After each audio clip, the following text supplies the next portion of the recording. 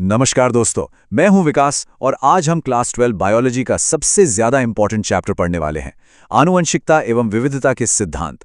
अगर नीट या board exam की तैयारी कर रहे हैं तो ये वीडियो अंत तक जरूर देखना। चलिए इस चैप्टर के हर एक कॉन्सेप्ट को एकदम आसान भाषा में समझते हैं। चलिए एक बहुत ही दिलचस्प सवाल से शुरू करते हैं। कभी सोचा है कि ऐसा क्यों होता है कि किसी की मुस्कान माँ जैसी है या किसी की आंखें बिल्कुल पिता जैसी? आखिर क्या कारण है कि हम अपने माता पिता जैसे दिखते हैं? इसी सवाल का जवाब हमें जेनेटिक्स की दुनिया में ले जाएगा। तो इस सवाल का सीधा सा जवाब है आनुवंशिकता, जिसे हम हेरिडिटी भी कहते हैं। ये बस वो प्रक्रिया है जिससे गुण यानी कि कैरेक्टर्स एक पीढ़ी से दूसरी पीढ़ी में ट्रांसफर होते हैं। और यही वो वजह है कि परिवारों में इतनी सारी समानताएं देखने को मिलती हैं। अच्छा, तो ये गुण एक पीढ़ी से दूसरी पीढ़ी तक का सफर करते कैसे हैं? देखिए, हमारे शरीर में एक तरह की इंस्ट्रक्शन बुक है जिसे हम डीएनए कहते हैं। इसी डीएनए का एक छोटा सा हिस्सा होता है जीन, जो किसी एक गुण के लिए जिम्मेदार होता है। और ये सारे जीन क्रोमोसोम पर एक माला के मोतियों की तरह पिरोए होते हैं। बस यही जीन, डीएनए और क्रोमोसोम मिलकर हमारी आनुवंशिकता की पूरी कहानी लिखते हैं। तो चलिए अब मिलते हैं उस महान इंसान से, उस आर्किटेक्ट से जिसने जेनेटिक्स की पूरी इमारत खड़ी कर दी और जिन्हें हम आनुवांशिकी का जनक भी कहते हैं। जी हाँ, हम बात कर रहे हैं ग्रेगर जॉन मेंडल की। और सबसे मजेदार बात क्या है पता है? उनकी लैब कोई बहुत बड़ी या फैंसी जगह नहीं थी, बल्कि एक मठ का बगीचा था। और उनका हीरो एक बहुत ही साधारण सा मटर का पौधा यानी पाइसम सटाइवम। लेकिन सवाल यह है कि इतने सारे पौधों में से मेंडल ने मटर को ही क्यों चुना? भाई, मेंडल बहुत स्मार्ट थे। उन्होंने मटर इसलिए चुना क्योंकि इसके गुण, जैसे पौधे का लंबा या बौने होना, बिल्कुल साफ साफ दिखते थे, कोई कंफ्यूजन नहीं। साथ ही इसकी लाइफ साइकिल भी बहुत छोटी थी, जिसका मतलब था कि वो कम समय में ही कई पीढ़ियों की स्टडी कर सकते थे। तो मेंडल ने अपने बगीचे में कुछ खास एक्सपेरिमेंट्स किए जिन्हें हम क्रॉस कहते हैं।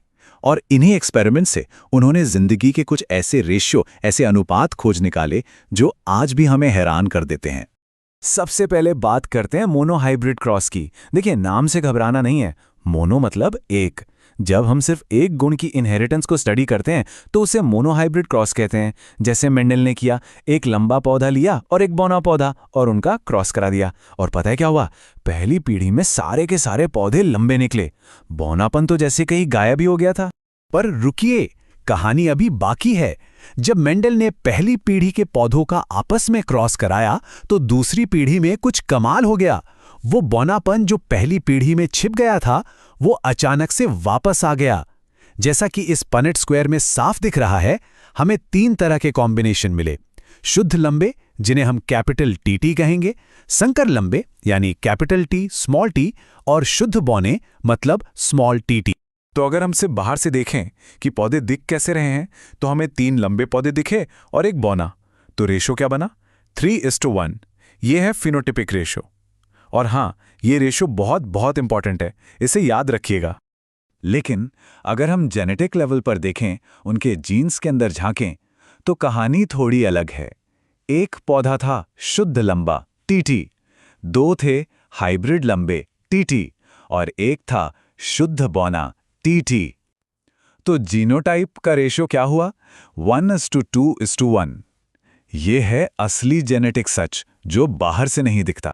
तो एक गुण को समझने के बाद मेंडल का कॉन्फिडेंस और बढ़ गया। उन्होंने सोचा, चलो अब एक साथ 2 गुणों को स्टडी करते हैं, और इसी को हम कहते हैं डायहाइब्रिड क्रॉस। और दोस्तों, इस एक्सपेरिमेंट का जो रिजल्ट आया वो तो मतलब जेनेटिक्स का एक आइकॉनिक नंबर है। ये रेशो था 9:3:3:1। एक बार फिर से सुनिए, 9:3:3:1। अगर नीट या बोर्ड की तैयारी चल रही है तो ये समझ लीजिए कि ये एक पक्का सवाल है, इसे दिमाग में छाप लीजिए। तो अपने इन सभी एक्सपेरिमेंट्स के नतीजों को मिलाकर मेंडल ने आनुवंशिकता के 3 गोल्डन रूल्स दिए, 3 नियम जो आज भी जेनेटिक्स की किताब का पहला पन्ना है। पहला नियम है प्रभुत्व का नियम या लॉ ऑफ डोमिनेंस। ये बहुत सिंपल है। ये कहता है कि जब 2 अलग अलग अलील एक साथ होते हैं तो उनमें से सिर्फ एक ही खुद को एक्सप्रेस कर पाता है, जो डोमिनेंट यानी प्रभावी कहलाता है। दूसरा वाला जो रिसेसिव है वो छिप जाता है। जैसे लंबे और बौने पौधे वाले केस में लंबापन डोमिनेंट था। दूसरा नियम है लॉ ऑफ सेग्रीगेशन यानी पृथक्करण का नियम। इसका मतलब यह है कि जब गैमीट्स बनते हैं तो हर ट्रेट के लिए जो 2 एलील होते हैं वो एक दूसरे से अलग हो जाते हैं, सेग्रीगेट हो जाते हैं, ताकि बच्चे को हर गुण के लिए एक एलील माँ से मिले और एक पिता से। और तीसरा नियम है लॉ ऑफ इंडिपेंडेंट असॉर्टमेंट। ये थोड़ा मज़ेदार है।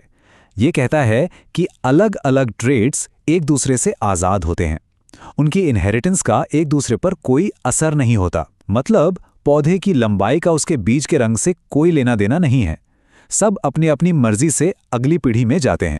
मेंडल का काम वाकई लाजवाब था, पर जैसा कि हम जानते हैं साइंस कभी एक जगह नहीं रुकती। बाद में साइंटिस्ट ने कुछ ऐसी चीजें खोजी जो मेंडल के नियमों को पूरी तरह से फॉलो नहीं करती थीं। ये हैं जेनेटिक्स के कुछ मजेदार एक्सेप्शंस, जैसे कि अपूर्ण प्रभुत्व या इनकम्प्लीट डोमिनेंस। देखिए, मेंडल ने कहा था कि एक गुण डोमिनेंट होता है, पर स्नैपड्रैगन फूल में कुछ और ही देखने को मिला। जब एक लाल फूल और एक सफेद फूल का क्रॉस कराया तो पहली पीढ़ी में न तो लाल फूल आया न सफेद, बल्कि गुलाबी फूल आ गया। मतलब यहां कोई भी पूरी तरह से डोमिनेंट नहीं है, बल्कि दोनों ने मिलके एक बीच का रास्ता निकाल लिया। फिर एक और मजेदार केस है सहप्रभुत्व या कोडोमिनेंस। को का मतलब है साथ साथ। इसमें दोनों अलील एक साथ बराबरी से खुद को एक्सप्रेस करते हैं, कोई किसी से कम नहीं। और इसका सबसे क्लासिक उदाहरण है हमारा अपना AB ब्लड ग्रुप, जिसमें A और B दोनों गुण साथ मौजूद होते हैं। इस टेबल को देखिए, यह बात और भी क्लियर हो जाएगी। जब जीनोटाइप IA और IB होता है तो ब्लड ग्रुप AB बनता है। यहाँ A और B दोनों ही अपना असर दिखा रहे हैं। ये कोडोमिनेंस का परफेक्ट एग्जाम्पल है। और आखिर में बात करते हैं एक बहुत ही इंपॉर्टेंट टॉपिक की, लिंग निर्धारण या सेक्स डिटर्मिनेशन की। इंसानों में ये क्रोमोसोम से तय होता है। फीमेल्स में होते हैं X क्रोमोसोम और मेल्स में XY। अब देखिए, मां से तो बच्चे को हमेशा X क्रोमोसोम ही मिलेगा, तो बच्चे का लिंग इस बात पर डिपेंड करता है कि पिता से उसे X मिला है या Y। मतलब लिंग का निर्धारण पिता के गैमेट से होता है। तो दोस्तों, आज हमने मेंडल के मटर के बगीचे से लेकर हमारे अपने DNA के रहस्यों तक का एक छोटा सा सफर तय किया। लेकिन जाते जाते एक सवाल के साथ ये सफर यहीं रोकते हैं। कभी सोचिए कि कैसे एक मट के बगीचे में हुए इन साधारण से एक्सपेरिमेंट्स ने आज की मॉडर्न जेनेटिक इंजीनियरिंग की नींव रखी, जिससे आज बीमारियों का इलाज हो रहा है और भविष्य की तकनीक बन रही है। अगर वीडियो पसंद आई हो तो लाइक और सब्सक्राइब करना मत भूलना। नीट हिंदी विद विकास के साथ नीट की तैयारी आसान बन